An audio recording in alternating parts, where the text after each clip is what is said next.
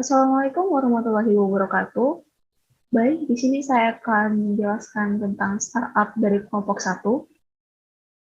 Startup yang telah kami rancang yaitu Sistem Informasi Kepegawaian berbasis gamification.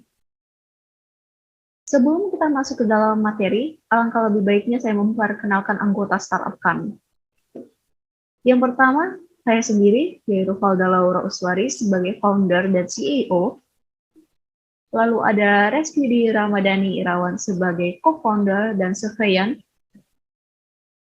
Lalu ada Muhammad Arianto beserta Muh Isran sebagai programmer. Lalu ada Budi Agung Fajaryanto dan Isra Septia Cahyani sebagai marketing. Nah, mari kita mulai. Apa sih sistem informasi itu? Sistem informasi adalah kombinasi dari teknologi informasi dan aktivitas orang yang menggunakan teknologi itu untuk mendukung operasi dan manajemen.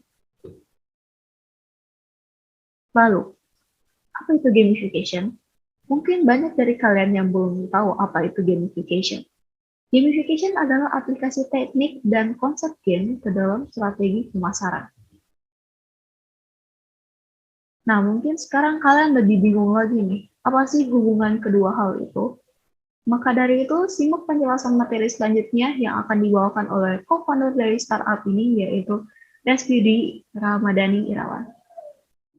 Selanjutnya, saya akan melanjutkan penjelasan dari Valda Laura Uswari, yaitu pada chapter 1, tentang latar belakang startup yang kami buat. Mengatur karyawan memang terkadang rumit. Kendala yang dialami pemilik bisnis yaitu minimnya tingkat kepercayaan pada pegawainya, karena jarang memiliki waktu untuk berada di tempat bisnisnya tersebut. Selain itu, tidak ada target dari pemilik bisnis kepada pegawai, sehingga pegawai akan bekerja seperti yang dia inginkan.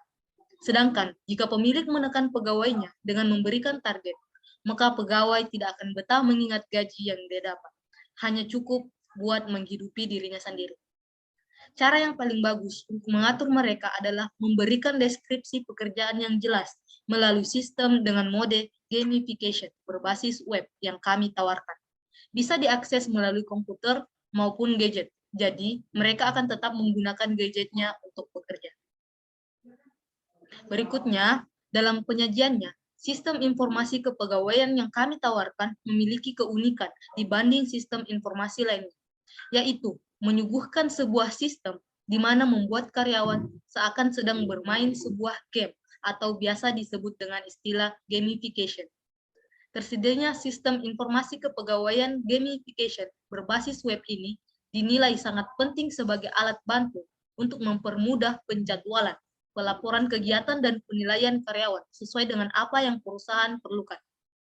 Selain itu, penerapan teknik gamification pada sistem kepegawaian ini merupakan penggunaan dari teknik permainan, permainan berpikir, dan permainan mekanik yang tujuannya untuk meningkatkan non-game konten. Biasanya, gamification berlaku untuk non-game aplikasi dan proses. Tujuannya untuk mendorong orang mengadopsi mereka atau mempengaruhi orang sebagaimana mereka digunakan. Dengan adanya sistem informasi kepegawaian gamification berbasis web, diharapkan dapat mempermudah dan menyelesaikan permasalahan di setiap perusahaan. Ya baik, saya akan melanjutkan penjelasan dari Reski Dwi Ramadhani Irawan yang latar belakang sebutkan 3 macam kelebihan sistem ini. Yang pertama yaitu mempermudah penjadwalan. Dengan adanya sistem ini diharapkan mampu mempermudah semua sistem perusahaan yang bersifat manual. Yang kedua yaitu memacu semangat kerja. Dapat memacu semangat kerja karyawan karena sistem ini membuat karyawan bekerja layak bermain sebuah game. Yang ketiga yaitu bersifat transparan, yang karena berbasis sebuah sistem, maka semua informasi penilaian kerja dan lain-lain bisa dilihat secara langsung. Ya, mulai dari penilaian yang jelas berdasarkan absensi, kehadiran, laporan, kegiatan, hingga kreativitas seseorang karyawan tersebut. Dengan itu pegawai akan berlomba-lomba untuk meningkatkan kinerjanya demi memperoleh poin tinggi agar mendapatkan nominasi karyawan yang terbaik, di mana masing-masing tugas memiliki poin yang setara sesuai kebijakan dari pimpinan yang pada akhiran poin tersebut akan dikumpulkan menjadi satu, dan hasil perhitungan poin tersebut akan diurutkan di leaderboard berdasarkan poin karyawan yang tertinggi, sehingga penilaian bersifat transparan dan mampu mengurangi rasa bersaing yang kurang sehat antar pegawai. Ya. Baiklah, saya akan menjelaskan penjelasan dari Muhammad Isran di bagian chapter 2, yaitu analisis SWOT. Analisis SWOT itu lagi dibagi. Yang pertama itu Kamu ada di atas. oh Allah, sudah ada buka. Sudah bisa aja ya.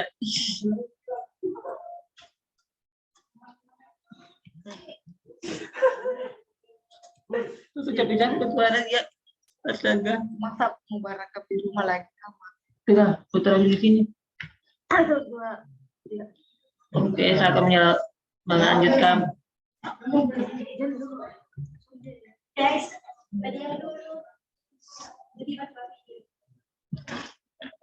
Oke, saya akan melanjutkan penjelasan dari Muhammad Isran pada bagian chapter 2, yaitu analisis SWOT. Analisis SWOT itu terbagi lagi. Yang pertama itu kekuatan, strength, atau itu kelebihan dari website yang kita buat ini. Jadi kelebihannya itu yang pertama itu mudah diakses.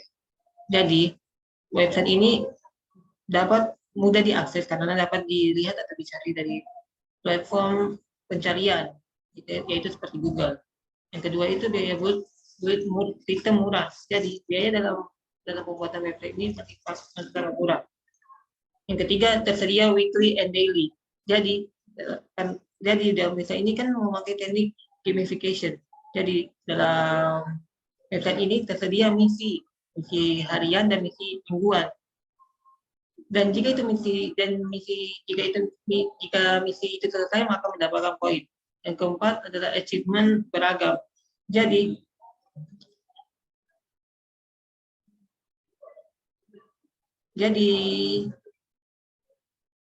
achievement beragam. Jadi setelah mengumpulkan poin dan setelah mengumpulkan poin kita akan mendapatkan pencapaian, yaitu pencapaian dari misi yang telah kita lakukan. Yang kelima adalah maintenance mudah. Jadi dalam website ini kan pasti ada pemeliharaan atau pengupdateannya agar menjadi website lebih baik lagi. Jadi dalam pemeliharaannya itu masih sangat mudah. Yang keenam itu adalah leaderboard yang bersifat transparan. Jadi leaderboard ini adalah hasil poin dari misi yang telah kita lakukan. Jadi leaderboard ini bisa dilihat oleh siapapun yang menggunakan website tersebut. Yang kedua itu dalam analisis SWOT itu adalah weakness, yaitu kekurangan. Jadi dalam website ini juga kita memiliki kekurangan, yaitu kurangnya kondisi dengan perusahaan, dengan tenaga kerja yang terbatas dan ketidakstabilan harga produk. Setelah di sini saya akan melanjutkan penjelasan dari Budi Agung Fajrianto. Di sini analisis SWOT bagian opportunity. Yang pertama, mempermudah penyimpangan informasi. Menggunakan website dengan tampilan dan isi yang berkualitas akan lebih mudah menyampaikan informasi kepada karyawan sehingga lebih menghemat waktu. Yang kedua, praktisnya dalam penyajiannya, gaya hidup masyarakat yang saat ini sangat menginginkan sesuatu yang praktis dan bisa mengakses apapun dari gadget ataupun laptop. Yang ketiga, perkembangan e-bisnis.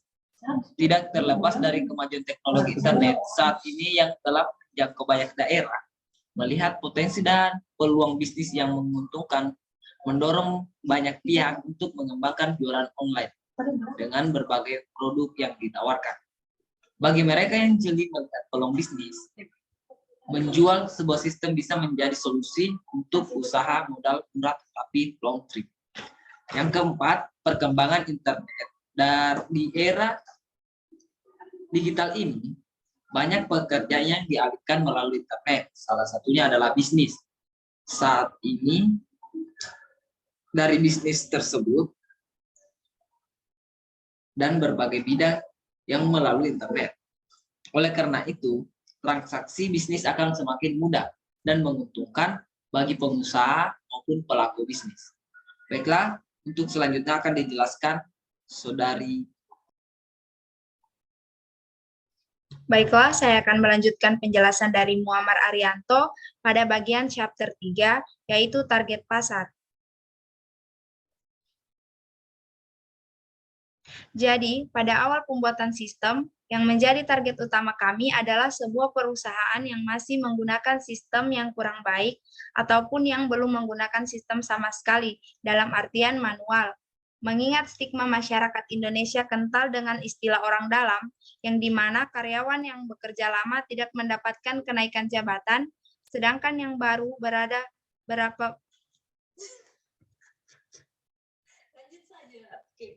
Jangan, jelek kalau dipotong.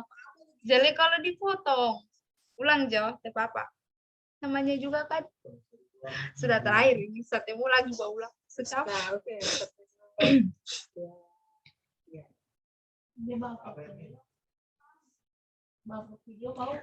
Baiklah, saya akan melanjutkan penjelasan dari...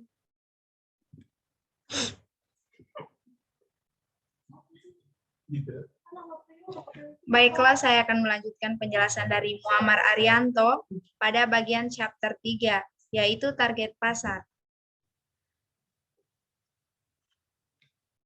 Jadi, pada awal pembuatan sistem yang menjadi target utama kami adalah sebuah perusahaan yang masih menggunakan sistem yang kurang baik ataupun yang belum menggunakan sistem sama sekali, dalam artian manual. Mengingat stigma masyarakat Indonesia kental dengan istilah orang dalam, yang dimana karyawan yang bekerja lama tidak mendapatkan kenaikan jabatan, sedangkan yang baru beberapa bulan sudah berada di posisi yang baik di perusahaan tersebut. Dengan sistem informasi kepegawaian berbasis gamification ini, diharapkan bisa membuat perusahaan bersifat transparan dengan adanya fitur penilaian leaderboard di dalamnya, di mana semua poin hasil kerja karyawan akan diakumulasikan menjadi satu dan diurutkan berdasarkan poin terbesar dari urutan teratas hingga terbawah. Baik, saya akan melanjutkan materi dari Isra Septia Cahyani. Kita akan masuk ke chapter 4, yaitu demo system. Berikut adalah tampilan dari website yang akan kami rancang, di mana pertama kali pengguna harus melogin lewat email, nama, dan nomor handphone. Setelah itu, masuk ke tampilan utamanya, yaitu seperti ini. Dan kita akan pencet play now, lalu akan muncul tampilan quest. Nah, di quest ini memiliki poin-poin tiap quest yang diselesaikan. Kalau di sini contohnya, kami memberikan contoh untuk kebersihan meja, datang on time, loyalitas terhadap perusahaan, ramah dalam melayani, inovasi dan ide-ide baru, dan istirahat yang cukup. Lalu setelah quest, ada pun tampilan dari leaderboard. Nah, di leaderboard ini, tiap poin yang dikumpulkan dari quest yang tadi, itu akan diurutkan dari yang memiliki poin paling banyak ke poin paling sedikit. Nah, tiap orang yang memiliki poin ini, bisa saja mereka akan diberikan gift oleh perusahaan, karena mereka telah berpartisipasi cukup baik terhadap perusahaannya. Lalu ada pun tampilan-tampilan lainnya, ya bisa dilihat ini. Nah, ini merupakan tampilan apabila kita membuka websitenya di laptop atau PC. Nah, kalau ini adalah tampilan apabila membuka websitenya menggunakan handphone. Oke. Sekian dari presentasi kelompok 1 ini. Terima kasih.